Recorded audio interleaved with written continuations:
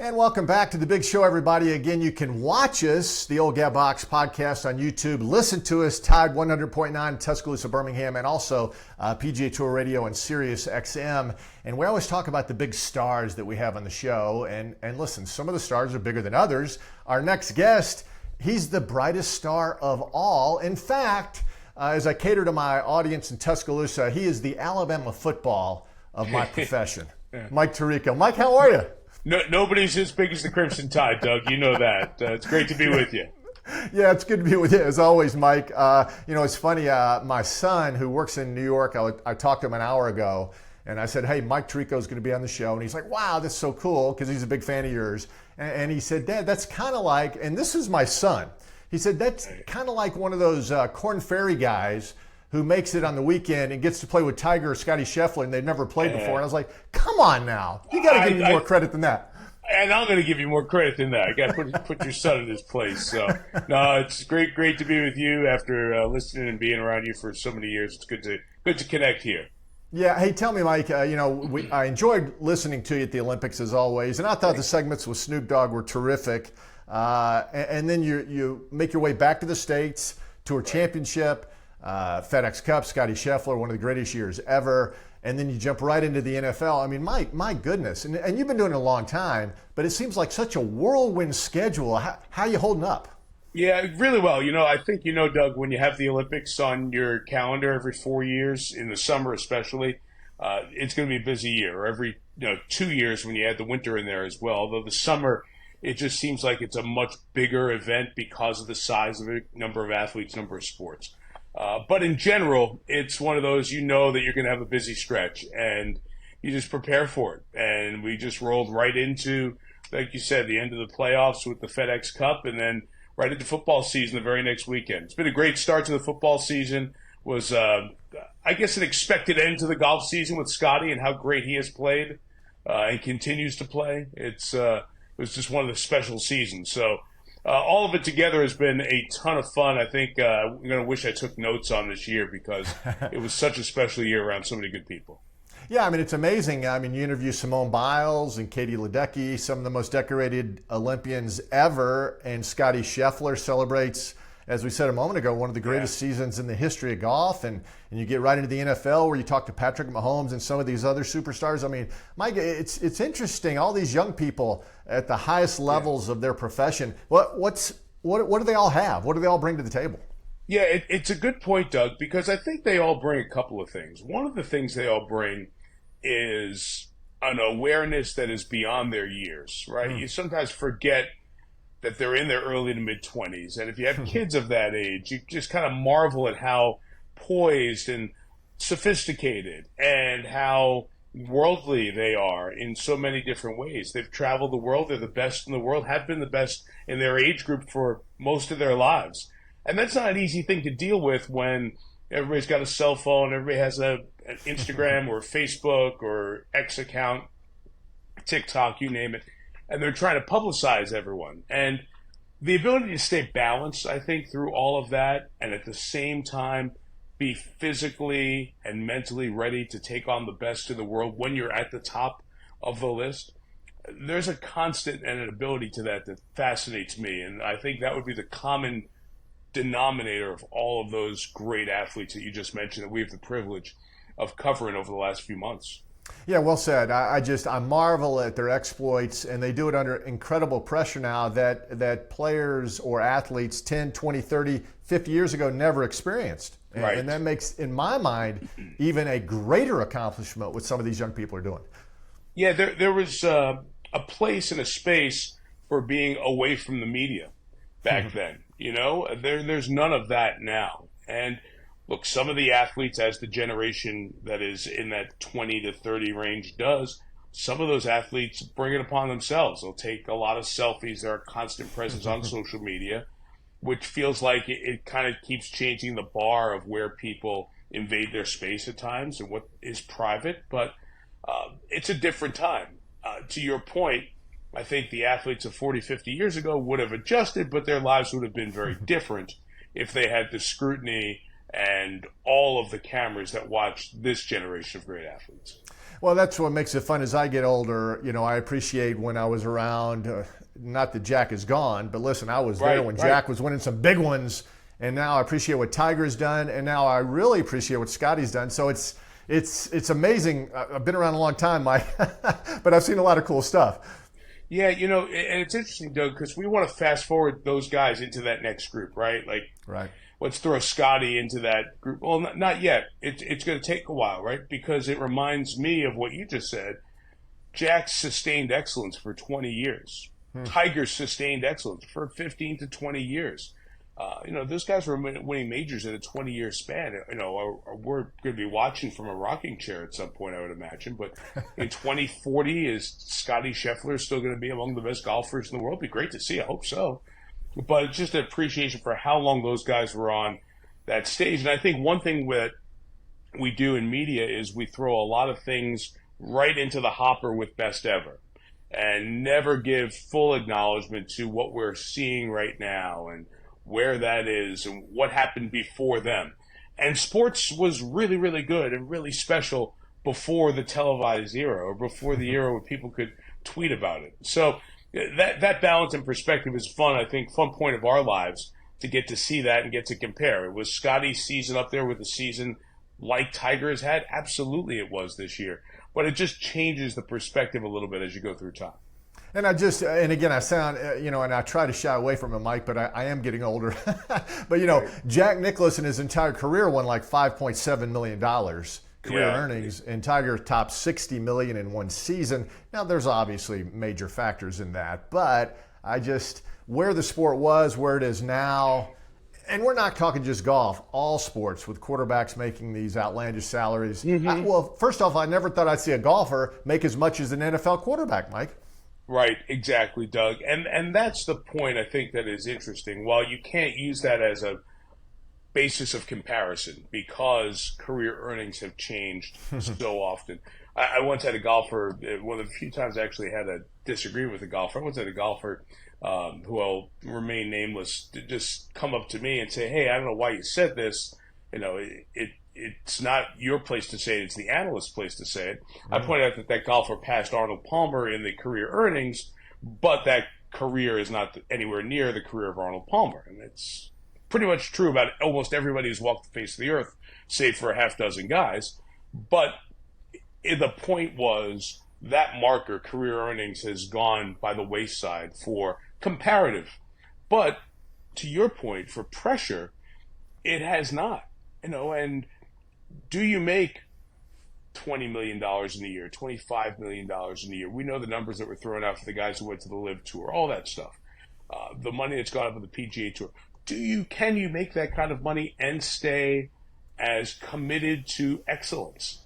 Because you're set for life for the most part, as long as you have some responsible financial bone in your body. You're set for life at some point here along the way.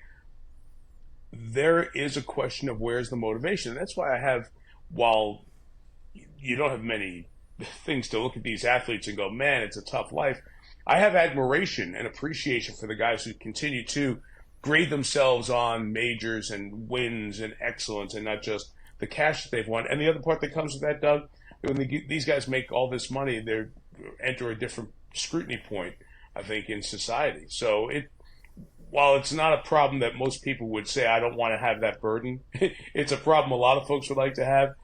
There are significant impacts to somebody who makes that kind of money within their sport on a year in, year out basis. And Mike, with an individual sport like golf especially, right? I mean, team sports is one thing and the NFL, the NBA, et cetera. But when you talk about golf and an individual player who's making generational wealth, and then suddenly they start having children. As you know, that takes away, and then all of a sudden there's business interests, and you don't practice as much, and it's like what happened to his game? Well, I think it's just a natural progression in life. Maybe Tiger was the only guy. Jack, different era, but he was compartmentalizing better than anybody at the time. Tiger also. Yeah. It's just harder today as a modern day golfer because there is so much wealth out there. That's a great point, Doug. It is different for the guys, and it's a lot harder, and those are different challenges of motivation. And especially if you think about the way the guys play. They go at it so hard, right? They hit the ball so hard. There's so much power in their swings. The bodies break down a little bit differently, right? Yeah. It's a changed game in so many ways. And look, that's a good thing.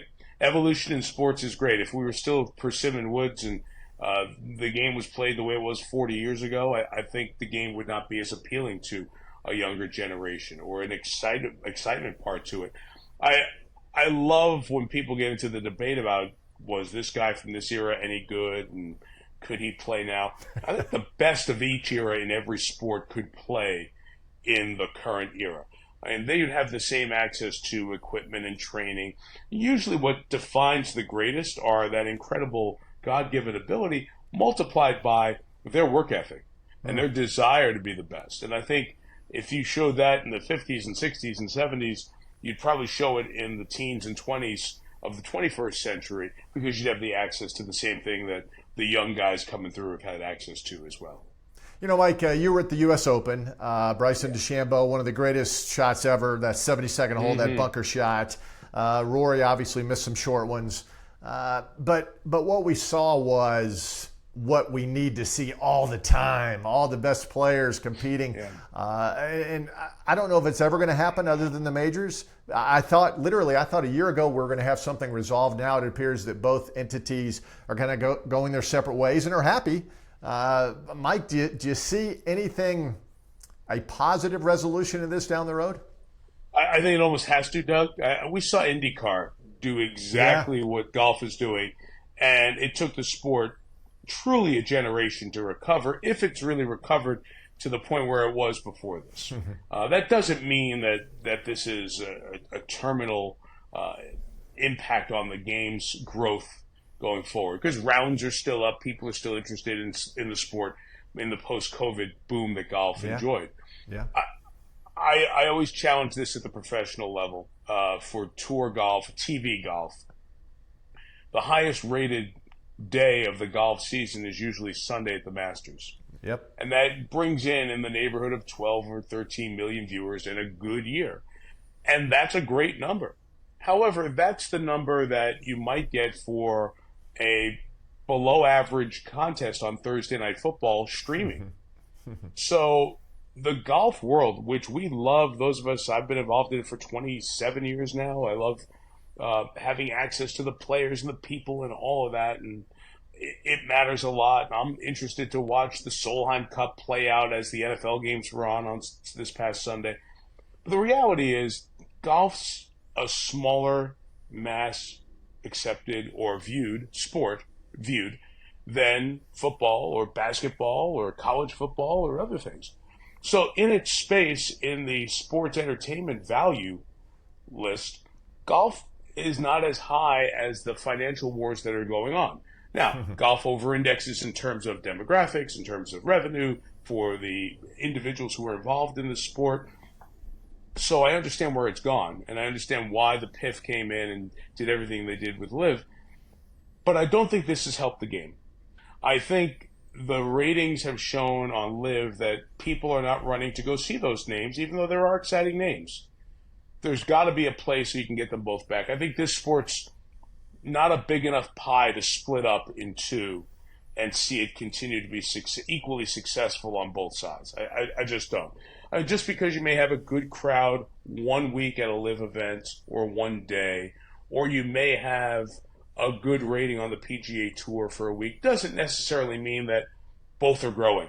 I think if you look at the totality of it, it's taken away from the growth in the sport. And hopefully the people involved can put their business interests together and find a way to grow the sport, still holding on to the same principles and foundational pillars of the sport. We haven't heard for a long time about charity in the PGA Tour. Doug, you've been out here for a long time. You've seen firsthand, whether it's Memphis and St. Jude. I live in Detroit. See what the Rocket Mortgage folks have done with bridging the digital divide in Detroit. These tournaments, more than any sport that's out there, connected to the community as they went city to city and left a real legacy.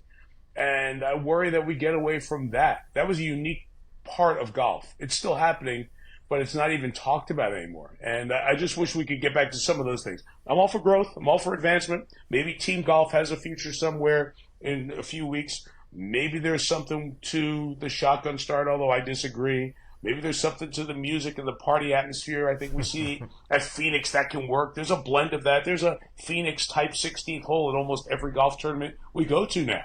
So it's all out there. We can continue to expand and bring more people in. But I just don't see the two continuing to grow as separate entities because there aren't enough good players to split up and make it 2-star tours.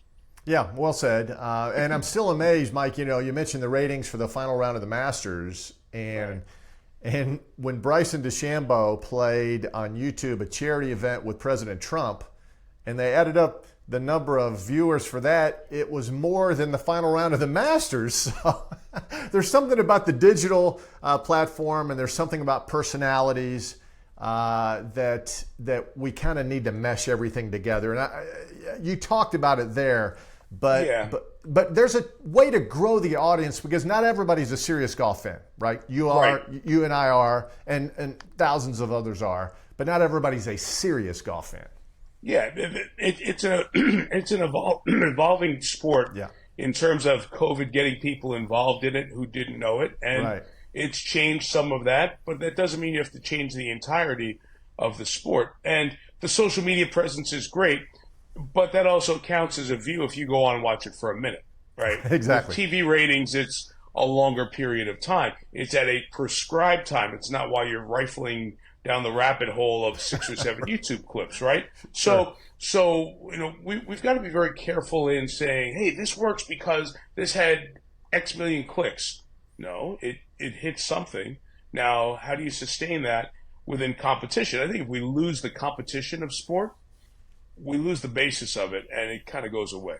So it's still got to be rooted in competition. And the best appeal of competition is when the best take on the best.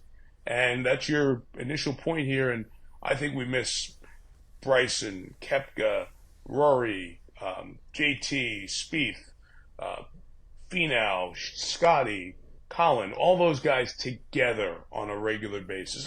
Look, be frank, half the Live Tour, maybe 40%, were past their best playing days where they would be a consistent factor. But there are some young players and some guys right in the prime of their career who would be very additive to the weekly platform of golf, just like if you looked at the Live Tour, you could say, hey, we have 25, 30 guys every week who would make that event better if they were playing over there and not on the PGA Tour. There's got to be a way to put it together because I don't think the sport is benefiting from the two sides being on opposite sides of the fairway. Mike, as we wrap it up, and I wanted to ask you this, and number one, I'm a Chris Collinsworth fan, and I think the chemistry that you guys bring to the table is amazing. I mean, you're funny, informative. It's like your brothers giving each other a hard time. And you even had that in golf, you know, when you were with Paul Azinger and Nick Faldo and Curtis Strange. I mean, you've worked with all these guys. And I guess there really isn't an answer to this. Maybe it's the fact that you make everybody so comfortable and you're so knowledgeable about the sport no matter what you're doing. But I don't know, you're a master at bringing people together. And the chemistry, it's not anything, it's not there for everybody, Mike. But I mean, you've had a wonderful career, but the way you bring all these guys together in their various sports, I think it's pretty special. Well, it's kind of you to say, Doug. I appreciate that. I've been very lucky, as you mentioned, to work with a bunch of the people who you just named, going back to John Gruden, Ron Jaworski, Joe Theismann, yes. Tony Kornheiser wow. on Monday Night Football. Getting yes. to work with Hubie Brown in basketball for a decade, one of the great coaches and broadcasters of all time. Just got inducted, or will get inducted. Just got named to the Sports yes. Broadcasting Hall of Fame this past week. So that's the fun of it for me. I'm still a sports fan. I think that the business is an analyst-driven business. I think there are a lot of us who can do play-by-play, as you well know, and do what we need to do for the audience. That's document the event and inform the viewers. And the thing that I enjoy the most is getting the chance to pick the brain of the people next to you and going through the process with them of sitting at dinner with Curtis or Faldo or Zinger and talking about a player and talking about them as they warm up on the range, or text during the week when you see something, an observation. And that's the way it is with Chris. We will text back and forth during the week, talk at times during the week, but from Friday when we get to the site, pretty much through Sunday night, most waking hours are together, whether it's having a meal or watching tape together or at a practice together. And the goal is that those conversations get on the air, right? Because then the listener is entertained. We have hundreds of options a thumb away, right? You can go watch a rom-com on Netflix. You can go watch some series on Peacock. You can do whatever you want. We'd like to keep your viewership there. So hopefully we can have an entertaining and informative conversation while we document the event. And working with some really smart people who are very giving of their knowledge helps a hell of a lot. As you know, if you can sit next to somebody whose brain you can pick and they can share things you're curious about, man, it makes it so much fun. And I've been lucky enough to be able to do that for these many, many, many years, and look forward to doing it for many more. Yeah, well, keep up the good work, my friend. And now the NBA, Mike. I mean, you've done it before, but the plate gets even bigger. Good luck to you on that. We're so glad to the company being back in the basketball business, and the chance to be a part of that will be a thrill for all of us, for sure. It takes us back to some fun days when the NBA was on NBC, and to help our group get that started will be a lot of fun. So it's fun. It's good. We're very lucky. We do jobs, and I know you feel this way as well. We do jobs that we love. We remain sports fans. It's work. You travel. You do those things. But, man, to be around the best athletes in the world and the fans who make it all possible is something very special for all of us. Yeah, no question. I saw Patrick Ewing, by the way, in the airport the other day, and my wife said, "How did you know that was Patrick Ewing?" And I said, "Are you kidding? There's only one Patrick Ewing, right?" There are things you do when you see them in person, like these basketball players, the football players, how huge they are, and can you imagine being hit by them once? And then you just stand on a golf range. And, I went out, actually, I had not hit a golf ball in 10 weeks because of the Olympics and work. Wow. And I just went and just did a range session and 9 holes. It was the best part of my week by far. Good for you. The other day. And got to drive and was hitting a few drives. And I had that stupid thought that we all have, just once, I'd like to hit a drive like Rory, right? you just stand on the practice tee and watch those guys hit drives, and it's just probably the most relatable thing for fans is how unrelatable golf is, because that's the sport we have. We grab the same equipment, same type of golf ball for the most part. Get your hands on a TaylorMade or a Callaway. Get your hands on a Pro V1. You get the same kind of tee, all the same. And then you watch them do 5 times more with the golf ball than you do, and it's in a world where the athletes are unrelatable for us just average Joes and Janes, that's the one I think that pains you the most. And just once I want to hit one of those 300-yard beauty little turnover right to left deals that Rory bangs out there. Wow, does he bang it out there. I mean, he is worth the price of admission just to watch him on the range. Don't go out and watch him play. Just watch him on the range for 45 minutes. If you give me 2 things I could do in golf all day, is watch Rory hit driver and watch Scottie Sheffler around the green. For all of Scottie's footwork ability, how he hits it straight, everything, you watch him around the green, his imagination, multiple shots, his ability to hit them close, to hit the low spinner, to hit the high flop, all of that. Scottie around the green. You see guys who've had a golf club and a wedge in their hand their whole lives, right? And they're so darn comfortable with it and know how to get the right angle, the right shot, the right moment. And, man, it's fun to watch. It really is. And it's inspiring to get to watch these guys up close as you have, and I've been lucky enough to do on a regular basis here. Yeah, no, you nailed it. Yeah, absolutely nailed it. Mike, we appreciate the time. Good luck the rest of this season. I will see you, I guess, in 2025. Will you be at the President's Cup? I will not be at the President's Cup because it's a football weekend. I will be watching, and I think that's going to be an awesome scene up in Canada, and I'm excited to watch that, but look forward to watching all you guys crush it up there, and we will see you at a golf compound sometime soon. There you go.